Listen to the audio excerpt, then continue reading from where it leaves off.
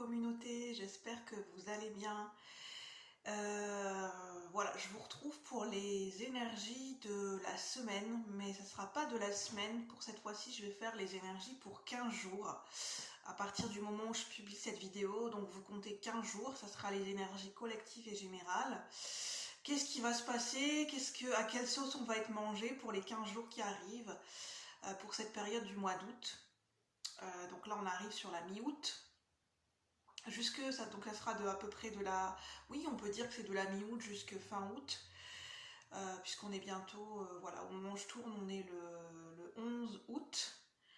Je tourne en avance la vidéo, d'habitude sur le week-end, mais le week-end j'aurai pas la possibilité, voilà, d'avoir le matériel qu'il faut pour tourner la vidéo, donc je la fais maintenant, au soir. Donc s'il fait noir, j'allumerai une petite lampe. Moi, au niveau des énergies, je sens que cette journée-ci, j'étais plutôt déçue, très frustrée, par rapport, notamment, pour être honnête avec vous, par rapport à la chaîne, parce que ça avance pas trop comme j'en ai envie, et je pense que oui, je pense que c'est humain, j'avais des attentes, j'ai des attentes, et voilà. Et c'est légitime, je pense que c'est légitime dans le sens de ce qu'on mérite, de recevoir, de se valoriser. Et voilà, je me suis pas jugée là-dessus, je me suis dit c'est normal de se donner de l'espace, d'exprimer dans ce qu'on a sur le cœur, de se donner l'espace. Quand on est frustré, la déception, ça fait partie de nous, ça fait partie de l'être humain. Cette énergie, cette émotion, elle n'est pas là pour rien, elle est là pour répondre à quelque chose, à un besoin, ou à un besoin qui n'est pas assouvi. Et donc je me sens légitime dans cette émotion. Donc voilà, on va voir, en tout cas, on va passer un moment ensemble, donc n'hésitez pas à vous installer confortablement, et puis on va rentrer dans le vif du sujet, voir ce que ça nous dit pour les énergies des 15 jours à venir. N'oubliez pas que c'est collectif et général, que ça ne peut pas résonner avec tout le monde, donc prenez uniquement ce qui résonne avec votre situation actuelle, voir si ça résonne plus tard, voir au niveau de votre intuition, vos ressentis, de vos émotions, ce que vous ressentez, si vous sentez une résonance au moment où vous regardez la vidéo. Donc on va commencer. N'oubliez pas que vous avez votre libre arbitre et que vos choix de vie vous appartiennent, bien évidemment. Et que ce contenu n'est pas réservé pour des personnes mineures. Alors, j'ai mon chat qui est installé, qui est allongé devant moi et qui me regarde. Enfin, c'est surtout le chat de ma soeur. Alors, on a le petit oracle de la tatou-thérapie. On va commencer avec ça. Avec cet oracle, avec ce fabuleux oracle. Cet oracle fabuleux. Alors, c'est déjà cette énergie qu'est-ce que je vous disais, on est déjà dans les énergies. C'est de se valoriser, de se revaloriser et de se motiver, de se remotiver. Alors, quelles sont les énergies pour les 15 jours à venir, au niveau collectif et général? Pour les gens qui rentrent en résonance avec cette vidéo, pour les cœurs royaux et pour ceux et celles qui regardent la vidéo. Au niveau collectif et général, quelles sont les énergies à venir pour les 15 jours à venir? Les énergies pour les 15 jours à venir. Pour la mi-août jusqu'à la fin août 2023. Qu'est-ce qu'on veut bien nous dire? Quelles sont les énergies qui vont nous accompagner? J'ai 3 cartes, je vais les prendre. Alors peut-être que ça sera... vous pouvez faire un choix si vous voulez, je le sens de le faire comme ça, donc vous avez le choix. Donc c'est un petit message, un choix, donc soit le choix 1, le choix 2 ou le choix 3, où vous pouvez écouter les 3 messages. Alors pour le premier message, on a le courage. Ça me fait penser à ce que je viens de vous dire.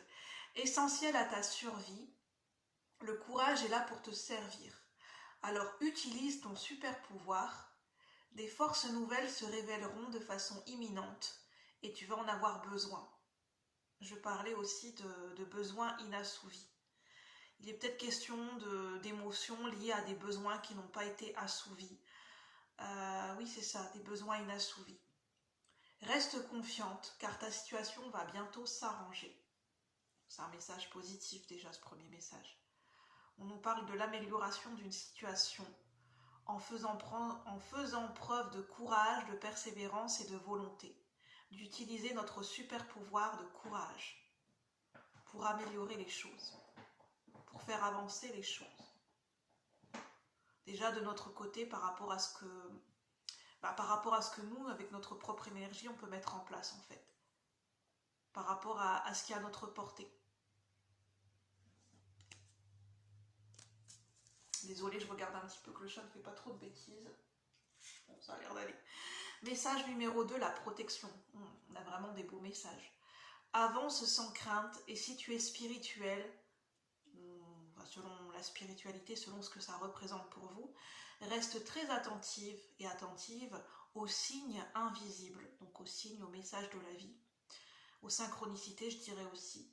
Des messages clairs, je vais vous dire ce que je ressens. Des messages clairs, des détails clés et des réponses arrivent pour te protéger. Ne t'en prive surtout pas, ce sont de véritables coups de pouce de l'univers pour le deuxième message.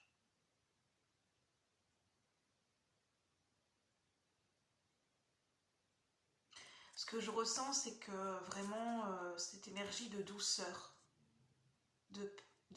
cette énergie maternelle et maternante et cette énergie de douceur, même dans le fait de ralentir le flow, d'être slowly, comme on dit en anglais, et d'être beaucoup plus doux et d'avoir une communication où les mots sont beaucoup plus doux, beaucoup plus délicats, comme une mélodie, comme une harmonie, beaucoup plus de douceur et de poser ces mots dans la communication.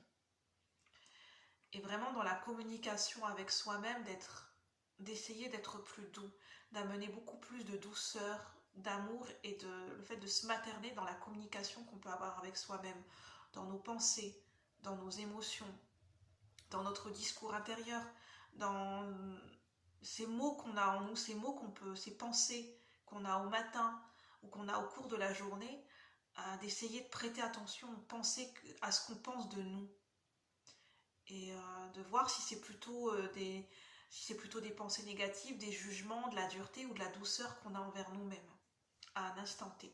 Donc là, c'est un petit exercice que je vous propose de pleine conscience, qu'on nous propose, que les énergies nous proposent, d'être dans la pleine conscience au niveau de nos pensées, nos émotions, de notre discours intérieur vis-à-vis de nous-mêmes, voir un petit peu ce qu'il en est. Juste d'identifier, de reconnaître, et juste un petit exercice. Troisième message, le combat.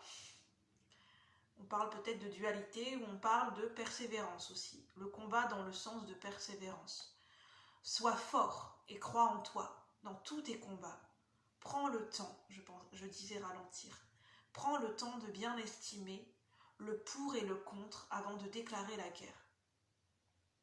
Alors, c'est vraiment cette question, est-ce que tous les combats sont légitimes? Est-ce que toutes les guerres, tous les combats, toutes les causes à mener sont légitimes? Est-ce que ça en vaut la peine? Est-ce que pour vous, quand vous revenez à vous, est-ce que ça en vaut la peine de s'investir, de donner de son énergie? Et il y a l'idée aussi de dualité. Donc je reprends. Prends le temps de bien estimer le pour et le contre avant de déclarer la guerre. La guerre à soi-même aussi, car elle est souvent inutile, non nécessitée. Des solutions existent pour éviter le pire, trouve-les. Et en fait, ce qui me vient, c'est que se déclarer la guerre ou cette dualité ou ce combat, c'est aussi lié, c'est là pour nous montrer, ou c'est la conséquence, cette dualité, cette violence, le fait de vouloir mener un combat en soi ou à l'extérieur de soi, c'est la conséquence de besoins en nous qui n'ont pas été assumés, qui n'ont pas été identifiés, qui n'ont pas été assouvis. On n'a pas comblé nos propres besoins.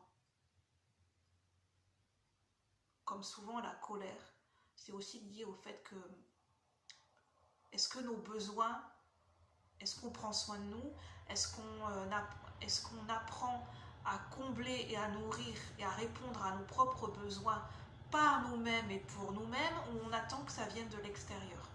Sans jugement de valeur, parce que je suis aussi concernée dans la guidance. Parce que ça me parle. c'est lié à cette frustration dont je vous ai parlé. C'est qu'il y a une attente, il y a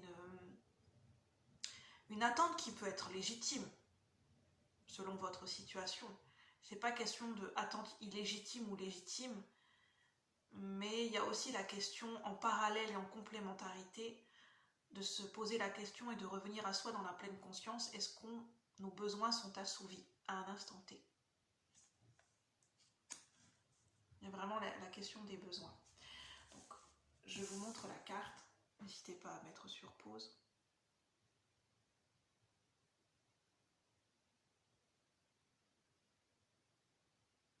Très intéressant comme message. Vraiment très intéressant. Et je le redis parce que je l'entends, ça me parle, mais ça peut parler à d'autres personnes parce qu'on est tous en interreliance dans les énergies. Surtout au moment où j'allume la caméra, on est en résonance et on est relié par les énergies parce qu'on se connecte à ce moment-là à un même égrégore et que nos attentes sont légitimes, c'est pas la question. On a le droit d'avoir des attentes, dans le sens où on a le droit d'attendre un retour, de se sentir valorisé, d'avoir un retour, d'avoir un échange par rapport à ce que l'on donne, par rapport à ce que l'on offre, par rapport à le temps ou l'énergie qu'on investit dans une situation. On attend souvent un retour, une situation, une énergie qui nous revienne. C'est le donner, le recevoir. Et quand c'est pas équilibré, c'est normal qu'à un moment donné, ce déséquilibre crée un déséquilibre émotionnel en nous, peut créer des émotions comme de la colère et de la frustration. C'est normal. C'est légitime. Ça vient toucher au fait à notre estime de nous-mêmes, à ce qu'on mérite, à ce qu'on s'autorise et on se donne le droit, on se dit je suis en droit de recevoir. Parce que c'est lié aussi au fait, ça participe au processus de nourrir son ego. Nourrir son ego dans le sens de je nourris ma propre estime de moi-même. Qu'est-ce que j'attends dans mes relations? Qu'est-ce que je souhaite nourrir dans mes relations? Qu'est-ce que je souhaite donner et recevoir dans une relation, dans une situation, dans un échange équitable? Dans le fait de je donne, je reçois. Est-ce que par rapport à ce que je donne, je reçois la même énergie? Je reçois la même vibration, peut-être pas la même... Est-ce que je reçois dans l'équité, dans l'équilibre par rapport à ce que je donne? Et forcément, s'il y a un déséquilibre, si on ne reçoit pas par rapport à ce qu'on donne, on peut se poser peut-être des questions et faire un bilan. Est-ce que c'est pas le moment de se retirer, de moins donner, parce que peut-être par rapport à ce que l'on offre, à ce que l'on donne, il n'y a pas cette question de respect en face, où il n'y a peut-être pas à la personne ou à la situation en face, elle n'est pas en mesure d'accepter de recevoir cette énergie et elle n'est pas arrivée par rapport à son cheminement, elle n'en est pas à un certain niveau de conscience où elle sait ce que, en fait, elle a compris, expérimenté ce que c'était que le donner, le recevoir. Donc, il n'y a pas cet échange naturel parce que la personne ou la situation en face, il n'y a pas cette conscience de je redonne ce qu'on me donne avec le cœur. Parce que cette personne, elle n'a pas expérimenté ou elle n'en est pas encore arrivée là dans sa vie. Donc pour elle, c'est un domaine inconnu. Le donner, le recevoir, c'est pas quelque chose qu'elle a expérimenté ou qu'elle connaît en soi ou dans sa vie, parce qu'elle l'a pas expérimenté, c'est du domaine de l'inconnu pour elle. Donc elle n'est pas en capacité de recevoir et de vous donner ce que vous attendez, ou ce que l'on attend de cette personne ou de cette situation. Parce que cette personne ne peut pas nous l'offrir, ne peut pas nous le donner, ne peut pas y répondre. Ne peut pas répondre à cet échange. Elle ne peut pas participer à cet échange équitable. Donc, et ça en revient à un tirage que j'ai fait sur mon compte Instagram, en fait les choses sont faussées. L'échange est faussé en fait. L'échange ne peut pas se faire de manière fluide. Donc on va voir ce que ça nous dit. Donc prenez uniquement ce qui résonne parce que j'ai essayé de vous le retranscrire du mieux que je pouvais, du mieux que je le ressentais. Et la vibration au niveau des mots n'est peut-être pas la plus juste.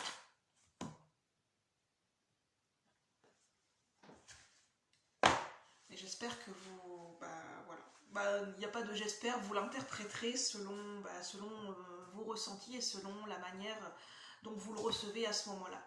C'est en fait ce qu'on me dit, c'est comment on reçoit les choses, dans la perception, dans les ressentis, dans le cœur, par rapport à ce qu'une situation nous envoie, la manière dont on va le percevoir et le recevoir, ça en dit beaucoup sur nous, ça en dit beaucoup sur la personne, et c'est propre à chacun. Et en fait, il y a une question de libre arbitre. C'est-à-dire, quand on donne de son énergie, de son temps, on ne sait pas comment ça va être réceptionné de l'autre côté. On ne sait pas comment la personne, si elle a envie d'y répondre, à ce don, à ce qu'on lui donne, si elle a envie d'y répondre, si elle est en capacité d'offrir, si elle est en capacité de recevoir, si elle est en capacité de redonner, et comment elle va le percevoir, comment elle va le réceptionner.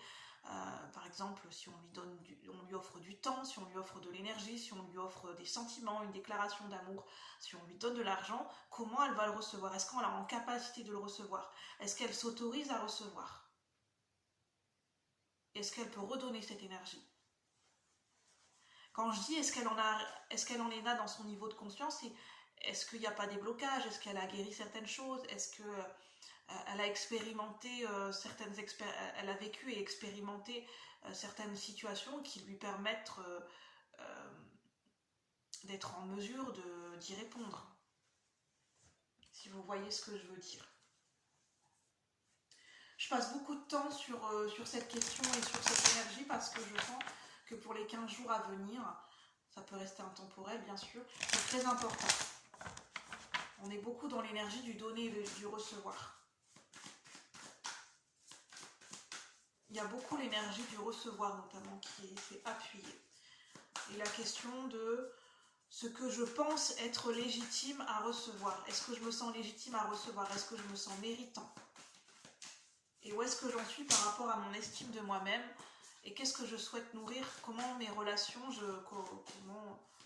comment le lien est-il nourri dans la relation?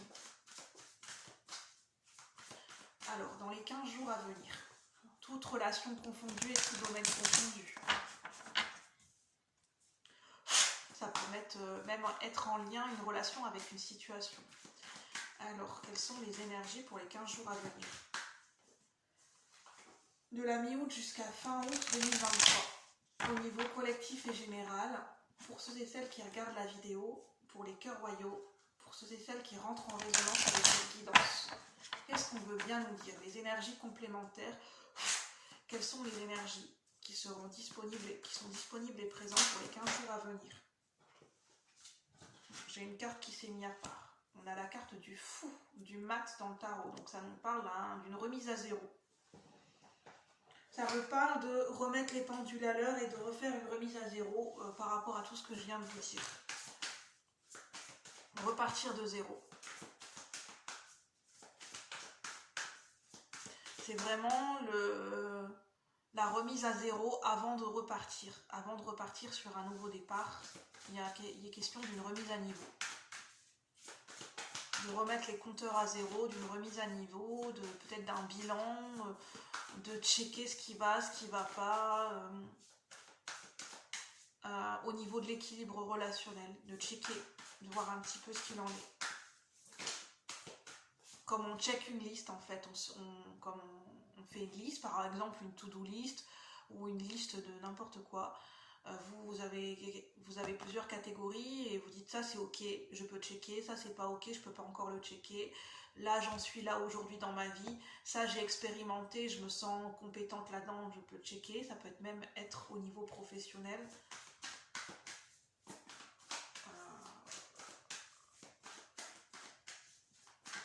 Ça peut être au niveau d'une relation, ça peut être pas le prendre au sens strict, mais de noter ce qu'on attend d'une relation, qu'est-ce qu'on a envie de vivre dans une relation, quelles sont les qualités. Par exemple, pour une personne célibataire, ça peut être pas forcément des critères fixes dans le sens très rigide, mais pour se projeter, se visualiser de ce qu'on attend d'un futur partenaire, pour essayer de se projeter, pour se remettre dans le bain, de checker quelles sont les qualités que j'attends de mon futur partenaire, par rapport à mes valeurs, mes principes, par rapport à ce que j'ai vécu, qu'est-ce que je souhaite vivre, qu'est-ce que je souhaite, qu'est-ce que je veux, qu'est-ce que je ne veux plus dans une relation, c'est quoi pour moi une histoire d'amour, c'est comment j'ai envie de vivre, c'est quoi ma vision du couple aujourd'hui, comment j'ai envie d'évoluer à deux, qu'est-ce que je suis prête à accepter, ce que je suis, et sur lesquels je suis prête à faire des compromis, et les choses auxquelles je n'ai plus envie d'accepter. Qu'est-ce que je tolère, qu'est-ce que je ne tolère pas ou plus. C'est quoi pour moi me sentir respectée, c'est quoi créer du lien dans la relation, de faire ça vis-à-vis de soi-même ou même en couple. C'est ça qui me vient. Alors, qu'est-ce qu'on veut me dire? Est-ce qu'il y a d'autres cartes? Est-ce que j'ai d'autres messages? Oui, il y a un manque. J'ai la carte du 5 de Pentacle qui nous parle du 5 de denier. Le denier, c'est tout ce qui est concret, matériel, au niveau des finances, au niveau du corps, au niveau de notre rapport et en fait, c'est au niveau de notre valeur. Comment on s'estime soi-même, comment on se valorise et quelle valeur on se donne à soi-même et quelle valeur on donne à sa vie, aux différents aspects de sa vie. Et souvent, ça parle d'un manque, d'une perte. Ça parle aussi du fait de se dévaloriser, le 5 de Pentacle. C'est de voir les choses sous le prisme du manque, sous le prisme de la perte, et c'est le sentiment de se sentir incomplet, de se sentir diminué avec le 5 de Pentacle. Alors ça peut être réel, hein, quand on vit, je sais pas, si on vit une perte sentimentale, une rupture sentimentale, si on vit de ce fait-là, on vit tout seul. On change, on n'est plus, enfin voilà, on vit plus à deux, mais on vit tout seul. Il y a un changement de statut, on peut se sentir en perte, on peut se sentir voilà, en manque d'amour, en manque voilà, de tout ce qu'on a pu connaître avec cette personne. Ça peut être au niveau d'un travail, si il y a une perte au niveau d'un travail, au niveau financier. Bien sûr qu'à un moment donné, on peut se sentir impuissant, frustré et en manque. Ressentir le manque très fort. Mais il y a aussi le fait de se ressentir le manque par rapport à une mauvaise estime de soi-même ou à une mésestime, le fait qu'on se... voilà, une dévalorisation de soi. Et ça peut parler de ça aussi, le 5 de Pentacle, c'est de se sentir diminué dans son estime personnelle, dans sa confiance en soi, dans son amour propre. On est plutôt en diminution, on se sent, oui c'est le mot, le 5 de Pentacle, c'est vraiment on se sent diminué. Et je parlais, c'est lié à des besoins aussi.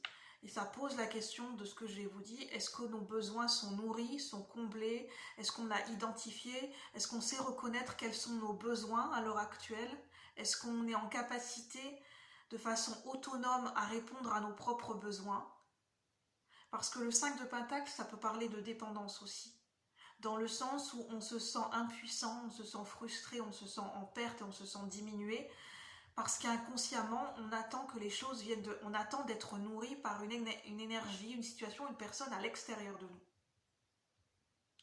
Le 5 de Pentacle, en fait, nous amène vers l'apprentissage et la sagesse de nous diriger vers notre propre autonomie, dans la construction de notre propre sécurité intérieure, de notre propre sécurité affective, et d'apprendre à combler, à nourrir nos besoins par nous-mêmes, en fait. D'être sur ce chemin, de les identifier et d'apprendre à le faire en autonomie. Pour se sentir complet à l'intérieur de soi, même si à l'extérieur de nous on peut vivre des pertes. Bien sûr, c'est jamais évident. Il y a forcément des moments de déstabilisation. Si on vit une perte financière, une transition au niveau professionnel, une rupture sentimentale, forcément qu'il y a ce moment de deuil et de déstabilisation. Mais on a un ancrage et une stabilité tellement forte, on a acquis des bases à l'intérieur de nous, au niveau de notre sécurité intérieure et de notre force intérieure, qui fait qu'on se sent complet avec soi-même. Malgré les événements de perte. C'est ça que ça vient nous dire, le 5 de Pentacle. C'est de voir la lumière... de réussir à changer son regard, à changer sa perception, pour réussir à percevoir la lumière même dans l'obscurité, même dans les énergies, même dans les situations les plus sombres, de réussir à positionner, à focaliser son regard sur ce qui est positif, sur ce qui est lumineux. Parce qu'il y a toujours, même dans les énergies les plus sombres, même dans les événements les plus difficiles, il y a toujours la lumière quelque part. Il y a toujours un point lumineux. On peut toujours se raccrocher à la lumière qui est en nous. Ça peut être le fait d'être en gratitude pour ce qu'on a déjà dans notre vie. Moi-même, j'ai tendance à l'oublier en ce moment. D'être déjà reconnaissante pour ce qu'on a déjà dans notre vie.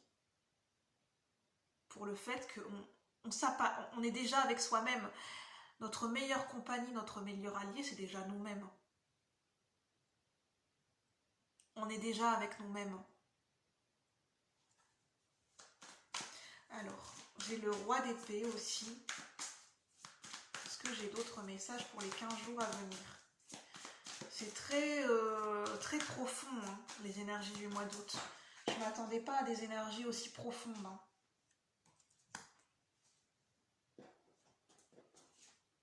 On a le 5 de coupe. Je la sentais arriver cette carte par rapport au 5 de pentacle parce que les énergies sont très liées du 5 de pentacle et du 5 de coupe. Mais là, c'est beaucoup dans l'émotionnel. C'est la carte du deuil. C'est la carte de la perte affective, d'une rupture. C'est un chagrin, une perte, un deuil, le 5 de coupe. C'est quand on a du mal à faire le deuil d'un passé, le deuil, ça peut être le deuil d'une relation sentimentale, le deuil d'une situation qu'on a perdue, et que de quelque chose qui nous... En fait, on a perdu quelque chose qui nous tenait à cœur. Et le 5 de coupe, ça peut être aussi cette énergie de se sentir abandonné, de se sentir isolé. Et oui, c'est vraiment cette énergie de deuil et de chagrin. Les 5 de coupe, ça peut être l'énergie des regrets et des remords aussi. Peut-être d'avoir laissé partir quelqu'un. De ne pas avoir su rattraper une relation. Mais ce qui me vient, et je pense que c'est important que je le transmette à nous tous, les choses se passent comme elles doivent se passer. Si une relation est sur le point est au bord de la rupture, si on a rompu avec quelqu'un, c'était pour une bonne raison. Si la rupture a eu lieu, c'est qu'elle devait avoir lieu. C'est que les choses devaient... C'est que ça, en fait, j'entends, c'est vraiment dans ma tête, enfin en clairaudient, j'entends, c'est que ça, à un moment donné, le bouchon devait péter. C'est que, en fait, il y a une énergie, il y a une émotion, il y a quelque chose qui a tellement été contenu qu'à un moment donné, ça devait casser. Pour permettre une libération. Parce que des fois, en fait, quand on se maintient dans une relation, pourquoi la relation, elle fonctionne? Elle fonctionne de manière superficielle, et c'est ce que je perçois. Et prenez uniquement ce qui résonne, ça ne pourra pas parler à tout le monde, vous avez le droit d'avoir votre propre opinion, mais c'est important que je nous le transmette, c'est que des fois, on arrive à maintenir une relation en forçant les choses, en se contenant, en ne disant pas certaines choses, en se contenant, en disant ah bah, si je me contiens, si je ne dis pas certaines choses, si je suis impeccable, comme ça mon partenaire va rester. Il n'aura pas envie de partir, il n'aura pas envie de voir ailleurs parce que je fais tout comme il faut. Mais est-ce que c'est vraiment dans ces cas-là une relation d'amour? Quand c'est contrôlé, quand c'est forcé, quand on se contrôle, quand on se contient, quand on se maintient dans une certaine position, par peur que la relation vole en éclats? Alors que l'énergie qui est bienfaitrice et guérisseuse et purificatrice, c'est de libérer les choses. Un lien qui est, pour moi, qui est beau, là c'est mon avis personnel, c'est un lien où on peut se libérer, où on peut s'autoriser à se libérer dans la relation, on peut libérer des émotions, parce qu'on sait que l'autre ne va pas nous juger, qu'il va être en capacité de réceptionner quand on a des moments difficiles, si on a des coups de gueule, si on a des coups de colère. Bien sûr que ça peut péter, qu'il peut y avoir des disputes, Mais il y a on s'autorise cet espace de libération dans la relation et dans le lien.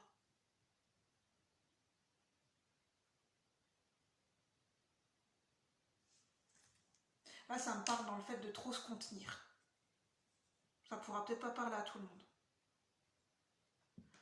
Avec le roi d'épée, ça me parle de trancher les choses, de prendre une décision, de prendre une décision, de trancher les choses, mais ça me parle aussi de froideur avec le roi de coupe. Le roi de coupe, il est métallique. Le roi de coupe, c'est quelqu'un qui ne montre pas ses émotions, qui ne veut pas être, qui ne fait pas dans l'émotionnel.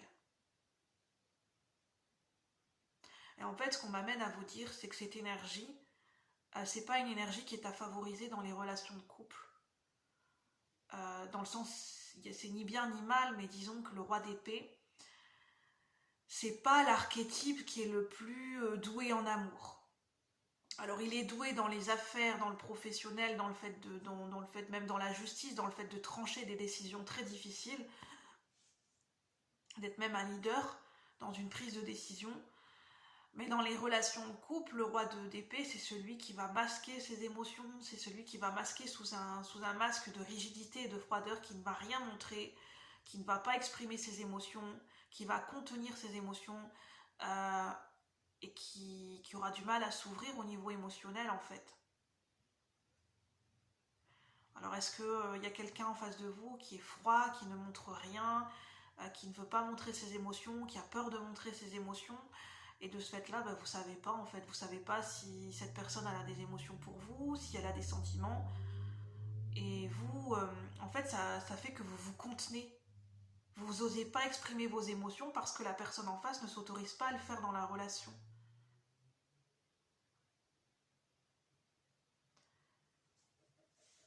Mais en fait, ce que j'ai envie de dire, est-ce que c'est bon pour vous de vous contenir jusqu'à un certain point? Peut-être pour préserver cette personne. Bon, cette personne a le droit de ne pas exprimer ses émotions, hein, chacun son libre arbitre.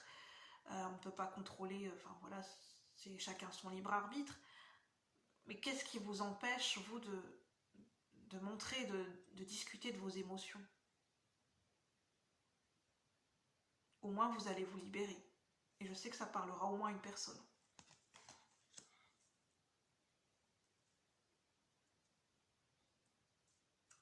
Pour certaines personnes, c'est très sentimental. Ce que je vais vous... En fait, là, j'ai une énergie très sentimentale. Ça ne pourra pas parler à tout le monde. Le 9 de Pentacle, c'est la carte du célibataire assumé. C'est le célibataire épanoui, assumé dans son célibat. Qui n'a pas besoin d'être en couple pour combler une solitude, qui se sent très bien seul, qui peut se sentir très bien accompagné, mais qui se sent bien et qui assume pleinement son célibat. Qui ne se sent pas isolé, mais qui assume sa solitude, qui assume son célibat, et c'est la personne qui vit très bien son célibat. Ce que j'entends, est-ce que chacun son libre arbitre, ça ne pourra pas parler à tout le monde, mais est-ce que des fois, c'est vraiment la phrase, est-ce que vaut mieux-t-il pas être seul que mal accompagné? Alors, sans jugement pour la personne qui est en face, mais quand on se sent plus bien dans une relation, au final, on est déjà seul en fait. On est avec la personne, mais on est déjà seul. On ne sent pas la présence de l'autre parce qu'on sent que la relation, en fait, au fond de soi, et c'est du vécu, hein, ce que je vous parle aussi, hein, au fond de soi, les deux personnes savent que la relation, elle est finie. Mais personne n'ose se l'avouer. Parce qu'au moment, en fait, et je peux très bien le comprendre parce que je l'ai vécu, parce qu'au moment où on dit que c'est terminé, au moment où on ose acter, on ose dire les choses, à se révéler les choses à soi-même, et on ose avoir une discussion avec l'autre, et on acte définitivement la rupture, eh ben ça fait mal. On sait que ça va faire mal. On sait qu'il n'y aura pas de retour en arrière. Et on n'en a pas envie d'arriver là. Mais on sait que c'est là, au fond de soi. Et on sait qu'on le sait, et on sait que l'autre personne le sent aussi. Et effectivement, après chacun son libre arbitre, et chacun son rythme émotionnel, et chacun son parcours et l'expérience qu'il a à vivre. Tout est juste. On a tous notre expérience à vivre sur cette terre, et tout est juste. Qu'on soit en couple, qu'on soit célibataire, qu'on décide de rester seul, qu'on décide de rester en couple, tout est juste. Chacun son libre arbitre, chacun son chemin, chacun son propre rythme. On ne peut comparer aucune situation. On a tous vécu un parcours différent. Nos décisions nous appartiennent. Et ce n'est pas à quelqu'un en face de vous dire ce que vous devez faire. C'est vous qui prendrez votre décision quand vous vous sentirez prêt. Peu importe ce que vous déciderez.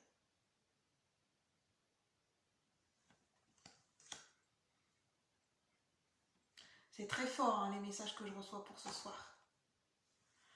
L'as d'épée, ça nous parle de clarté, de révélation, d'illumination. Peut-être certaines personnes vont enfin avoir un déclic. Et je vous le souhaite, avoir ce déclic. Je vais en rester là pour les énergies de la semaine. Et puis, je vais peut-être tirer une petite carte de conseil avec le Enchanted Spell Oracle. Juste une carte de conseil. Parce que je sens qu'il y a certaines personnes qui ont besoin d'un conseil, une piste de réflexion, la lumière, un conseil. Si ça résonne pour vous. Quel est le conseil par rapport à cette guidance, par rapport aux énergies des 15 jours qui arrivent?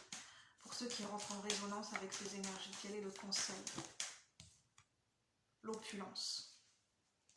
Ne vous limitez pas. Ne limitez pas votre bonheur à une seule personne, c'est ce que j'entends. Ne croyez pas que votre bonheur viendra d'une seule personne. Nous sommes des milliards d'êtres humains sur cette planète. Nous n'avons pas qu'une seule âme sœur sur Terre. Alors, bien sûr, chacun ses croyances. Je sais que certaines personnes pensent n'avoir qu'une seule âme sœur et je respecte. Mais pour ceux qui rentrent en résonance avec ce tirage, et si ça vous parle, par rapport à ce que je ressens, dans une vie, on peut rencontrer plusieurs âmes sœurs. C'est possible de rencontrer plusieurs âmes sœurs selon son chemin de vie. C'est possible, ça existe. Voilà, je vais en rester là. J'espère que ça pourra vous aider. Moi, je vous souhaite un bon week-end. Je vous dis à bientôt pour de nouveaux partages, de nouvelles guidances. Je vous remercie d'être là. Merci de me soutenir. Par contre, n'hésitez pas à liker, à m'encourager, à partager, à vous abonner. C'est très important pour moi. Ça me permet de me remercier par rapport à ce que je vous apporte, ce que je donne avec le cœur. Donc sur ce, je vous dis bye bye. À bientôt la communauté. Merci les cœurs royaux.